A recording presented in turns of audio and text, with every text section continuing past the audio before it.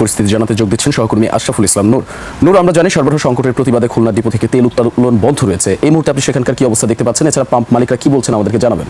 Breaking news. Khulna সহ পদ্মার এপারে 15 জেলায় জ্বালানি তেল উত্তোলন ও বিপণন বন্ধ ঘোষণা। বিস্তারিত ক্যামেরার পর্দায় দেখুন। নতুন নতুন খবর দেখতে চ্যানেলটা সাবস্ক্রাইব করে পাশে থাকবেন। যানবাহন মালিকরা এখানে দীর্ঘ লাইন ছিল, কিন্তু যারা দীর্ঘ প্রতীক্ষার পরেও তারা তেল না পাওয়ায়, জ্বালানি তেল না পাওয়ায় তারা কিন্তু এখান থেকে চলে গেছে। এবং আমি যদি আপনাদেরকে দেখাই, জ্বালানি তেলের এই যে পেট্রোল পাম্পগুলো আছে সেগুলো কিন্তু এখন একেবারেই ফাঁকা। এবং পেট্রোল পাম্পের গায়েই কর্তৃপক্ষ নোটিশ দিয়ে দিয়েছে যে পেট্রোল এবং অকটেন নেই।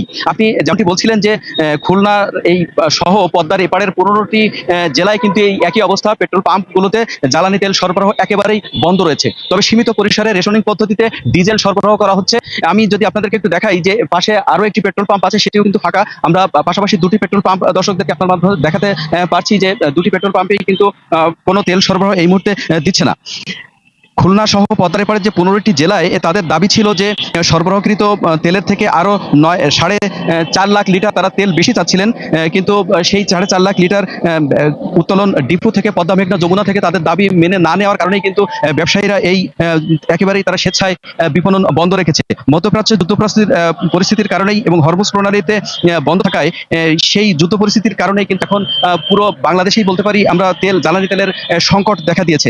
আর পদ্মার এপারের যে 15টি জেলায় এখন আজ সকাল থেকেই যদি জ্বালানি তেল সরবরাহ বন্ধ থাকা হয়, তাহলে কিন্তু গ্রাহক এবং তেল না পাওয়ার একটা অনিশ্চয়তার মধ্যে তৈরি হয়ে গেল। এবং পেট্রোল পাম্প মালিকদের সাথে কথা বলে সর্বশেষ যেটি জানতে পেরেছি, তাদের দাবি মেনে না নেওয়া হলে, পর্যাপ্ত পরিমাণে জ্বালানি তেল সরবরাহ করা না হলে তারা এই বিপণন বিক্রয় বন্ধ রাখবে বলে আমাদেরকে জানিয়েছে। দীপু, এই ছিল খুলনা থেকে সর্বশেষ পরিস্থিতি।